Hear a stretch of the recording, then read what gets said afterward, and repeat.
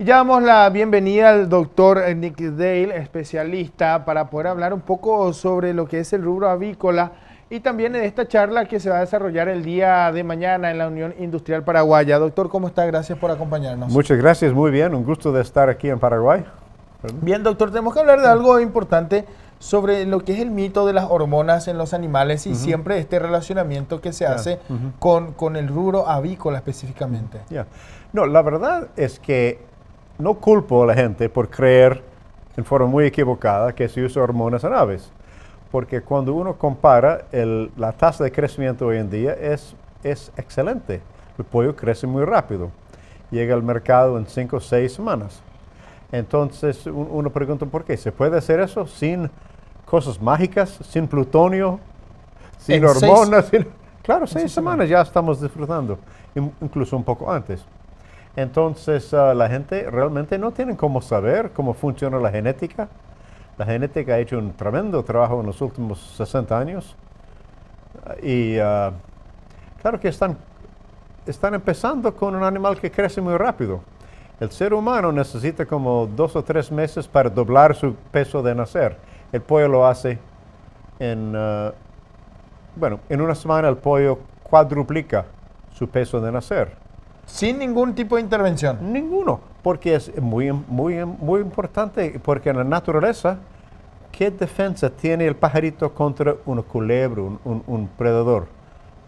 Volar, es la única defensa que tiene, entonces tiene que crecer muy rápido, pequeño, y el pollo lleva esa capacidad de crecer muy rápido, y con los geneticistas han ido seleccionando los mejores gallos y gallinas.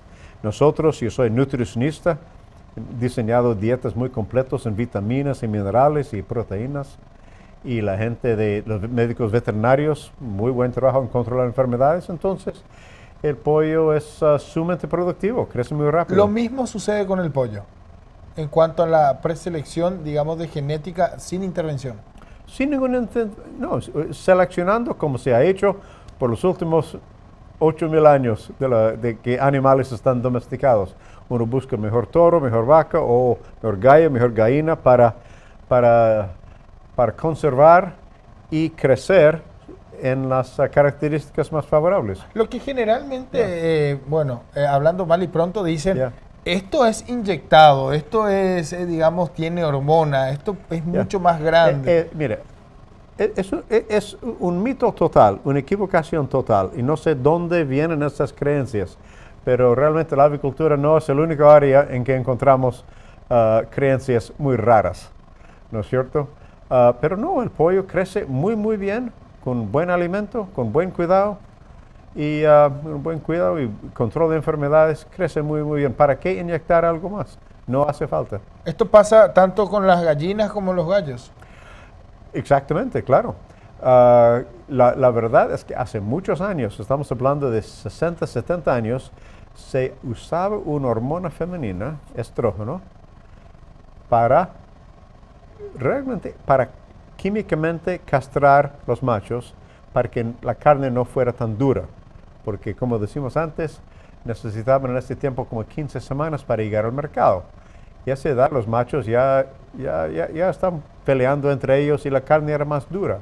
Entonces capaban químicamente con una hormona los machos y se mejoraba la calidad de la carne. Para que sea más tierna la carne. Más pero grande. hoy en día, eso fue edad de 15 semanas. Hoy día, 5 o 6 semanas, la carne es blanda. Entonces sería de más.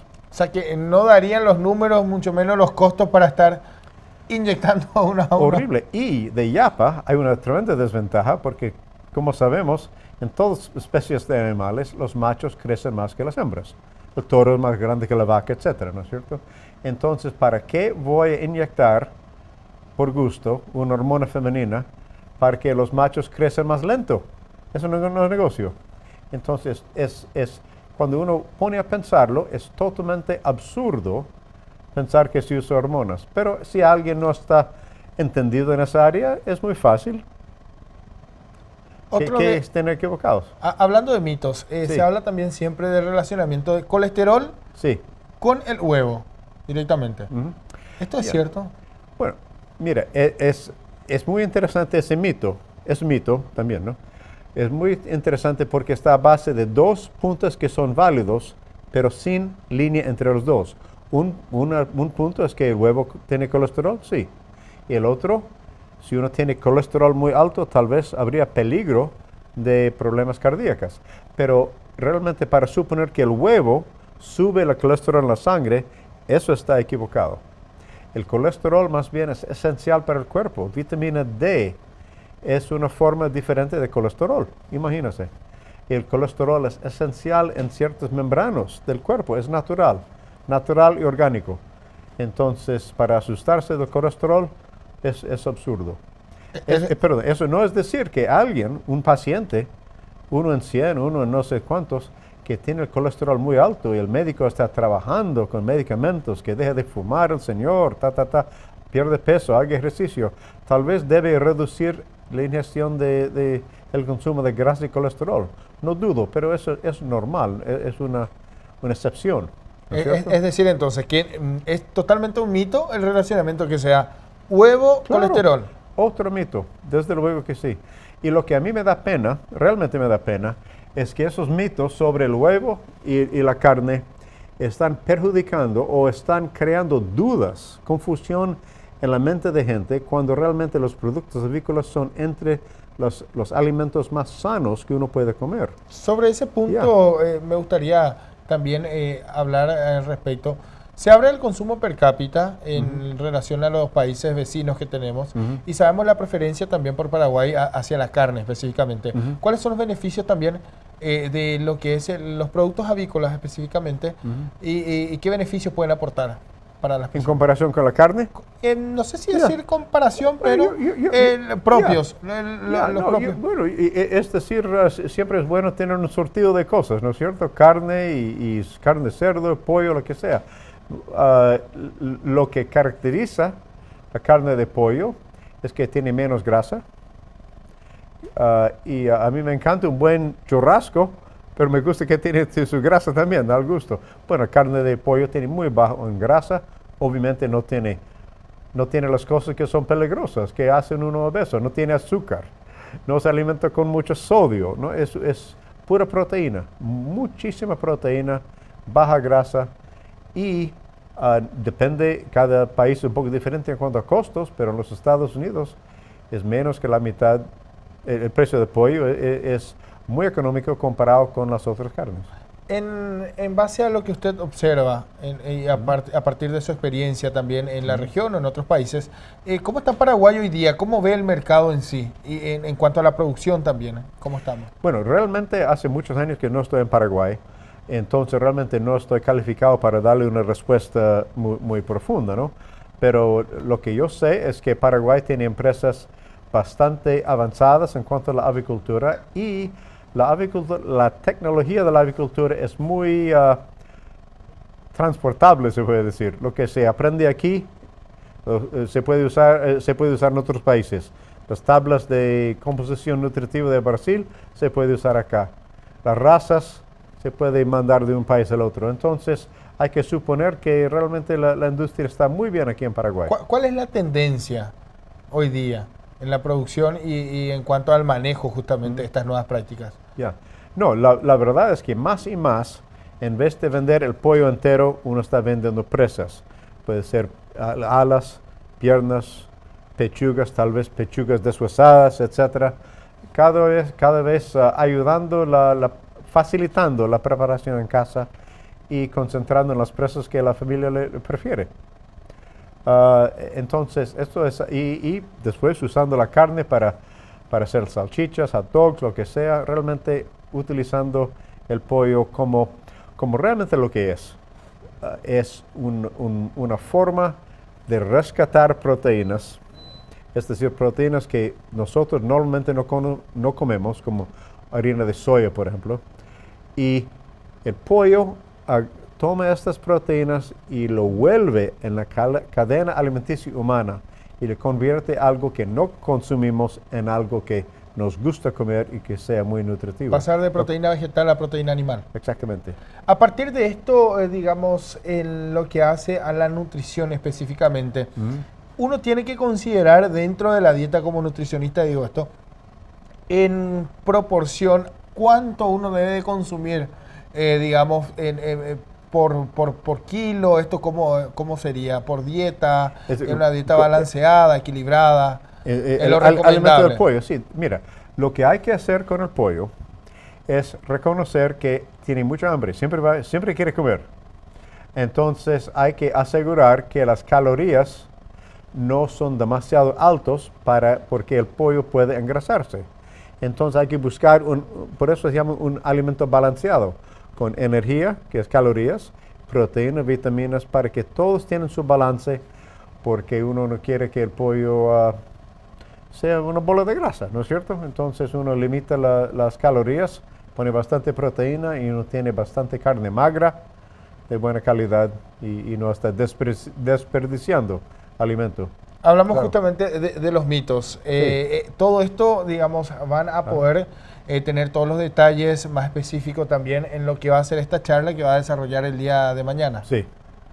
La charla va dirigida a especialistas, a personas, digamos, que estén, digamos, interesadas. No hace falta ser un experto para poder participar de la charla. Desde luego que no, porque en este caso los mitos son tan básicos y tan equivocados que no hay que usar bioquímica y láminas y estadísticas muy raras para explicar el no uso.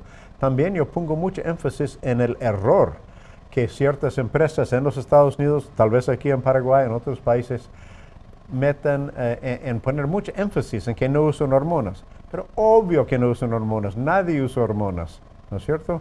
Entonces la gente se confunde por eso y quiero poner bastante énfasis en el gran error de empresas que realmente siguen promocionando, siguen hablando de hormonas, cuando es un tema que debe desaparecer del vocabulario porque nadie los usa. Entonces, Yeah. cuando vemos una diferencia de tamaño en góndola en los supermercados, Sí, ¿es por genética nomás? no, por edad, por edad. Es por edad. Claro, a las 5 semanas puede ser así, a las 6, 7, 8. Si yo quiero un pollo más pequeño, lo mato a las 32 días. Si quiero que voy a invitar a los consuegros y tener una buena cena, quiero un pollo de 7, 8 semanas, ¿no es cierto? Entonces, no, tamaño es nada más que edad. Entonces, se descarta totalmente lo de la hormona. Totalmente. Las hormonas no tienen que ver. No está, pero no es cierto que es muy lógico. Si uno mata un pollo más joven, va a ser más pequeño que uno con un par de semanas más. Entonces, tamaño es totalmente edad, nada más, nada de hormonas. Tenemos que hablar también de un sello que queremos compartir. ¿Es legal utilizar este sello? Criado siempre sin hormonas, que es lo que justamente estamos observando Yeah. en pantalla. Yeah. Cumple el decreto del Poder Ejecutivo número Yeah. 3255/89. Criado siempre sin hormonas. Mira, cuando uno habla de la etiqueta, realmente no es necesariamente mal decir que no uso hormonas, porque es cierto, y si la gente quiere saber, hay que decirlo. Pero en los Estados Unidos lo hacen en minúscula, con letras pequeñas. Cuando uno lo pone en letras grandes, eso ya no es información, es mercadeo. Entonces yo estoy implicando que yo no uso hormonas, pero tal vez tú los usas. Y eso sí que está mal. La palabra, o sea, criado siempre sin hormonas, da a entender de que otros lo hacen. Podría ser. Y la implicación legal es que si yo estoy implicando que tú usas hormonas y si el uso de hormonas es ilegal, yo te estoy acusando de hacer un crimen, ¿no es cierto? Eso ya es cosa un poco seria en cuanto al área de los abogados. Y a partir Yeah. de esto, ¿qué puede entenderse por esto? Porque hablamos de un mito, Yeah. hablamos de lo que es en realidad el mercado, los productos que hoy día se presentan. Se descarta totalmente. ¿Hace falta un sello de este tipo? Yo no creo que hace falta. Si quiere asegurar a la gente que no usa hormonas, no se usa hormonas. En los Estados Unidos, si uno va a poner en la etiqueta que no usa hormonas, se puede decir no uso hormonas, pero en asterisco. Y eso dice, uno busca en la etiqueta, ley federal prohíbe el uso de hormonas. para eliminar la cuestión de acusaciones, implicaciones, ¿no? Claro, porque se habla de poder eliminar esto, digamos, de la mente de los consumidores, de que se descarte totalmente, pero al hacer énfasis, creo que nuevamente se introduce esta idea, ¿no? Yo creo que la gente que usan esto, usan hormonas como cuestión de mercadeo, realmente está, ¿sabe? Me hace acordar de Donald Trump. Ganó la presidencia de los Estados Unidos prometiendo que iba a salvar a la gente contra peligros que no existen. Entonces, la misma cosa con hormonas. ¿Para qué decir que no usa hormonas? Nadie usa hormonas, es de más. De más decirlo. Muchísimas gracias, doctor, por acompañarnos. Y bueno, está hecha la invitación también para quienes gusten o quieran participar de lo que va a ser esta importante charla del rubro avícola y también hablar sobre estos mitos. Desde En luego. parte estamos compartiendo con todos también sobre lo que va a hacer. Esto se va a desarrollar en sede de la UIP el día de mañana, 20 horas. Entonces está hecha la invitación para los televidentes con el doctor Nick Dale, que es especialista y también va a dar todos los detalles en base a sus conocimientos y su experiencia. Muchísimas gracias, doctor, por acompañarnos. Muchas gracias a usted.